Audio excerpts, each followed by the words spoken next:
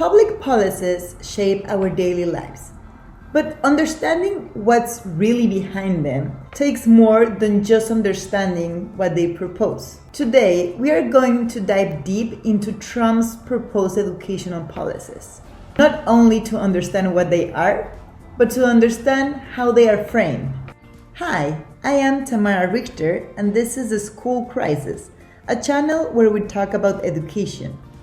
Today, we are learning about how to think critically about public policies using a powerful tool called the What's a Problem Representative Approach, or WPR Approach, by policy analyst Carol Bacchi.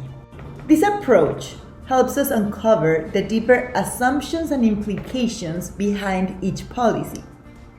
Let's see how it works by analyzing Trump proposed educational policies. The WPR approach, or What's the Problem Represented to Be, is a method designed to evaluate public policies critically. It's based on the idea that every policy is a response to a problem, but how that problem is defined shapes the solution.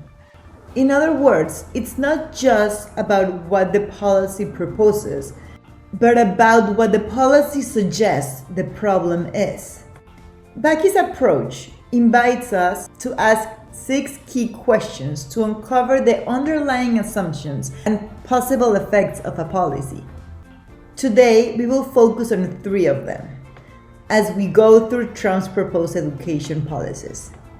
Trump has proposed reducing the power of the Department of Education, giving more control to state and local governments. Let's break this down using the WPR approach. What is the problem represented to be? The problem appears to be that federal control limits flexibility and fails to meet local needs. What are the underlying assumptions? This suggests that education should be managed closer to home, assuming that local governments know best and can address educational needs more effectively than the federal level. Potential effects? If control is shifted, some states with limited resources might struggle to provide equitable education, potentially deepening disparities between regions.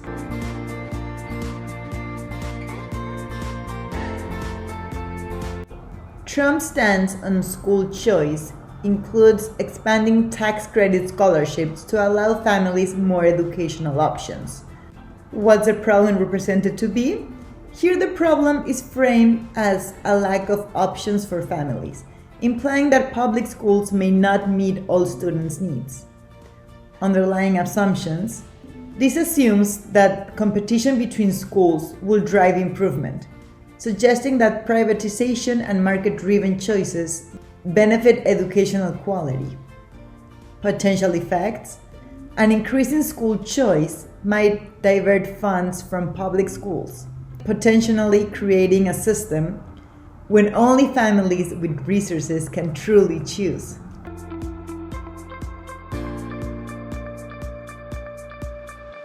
Another of Trump's proposals is to reform the curriculum, focusing on what he calls traditional values and minimizing woke content.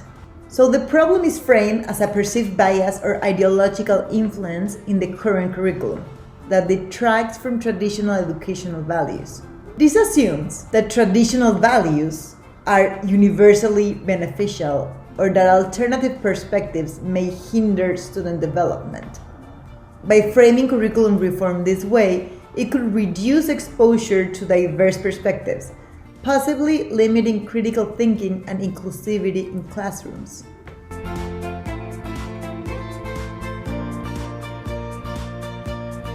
By using the WPR approach, we've seen that policies aren't just a list of solutions. They are reflections of how problems are framed, which affects what's prioritized, who benefits, and what values are promoted. But understanding this is only the first step. So, once we have critically analyzed a policy, what can we do next? Here are a few things to consider after you understand the policy's framing and potential impact. Engage in informed dialogue. Discuss these insights with your community, whether that's friends, family, colleagues, or online groups. Sharing a critical perspective can lead to more thoughtful conversations and perhaps even broaden the perspective of others.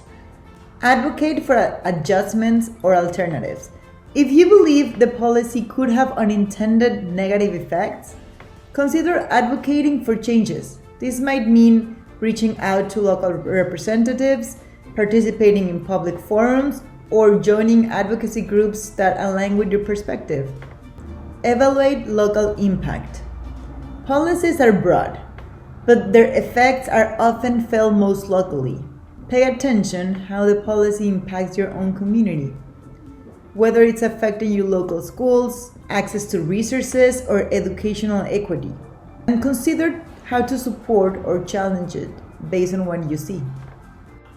And my favorite, continue asking critical questions. The WPR approach is just one way to examine policy. Once you start looking at policies critically, keep digging deeper. Learning to analyze policies critically is empowering, but taking action based on that understanding is where real change begins. If we can look at policies through this lens, we have a better chance of creating systems that serve everyone more effectively. How do you think we can make our voices heard on educational policies? Let me know in the comments and see you next time.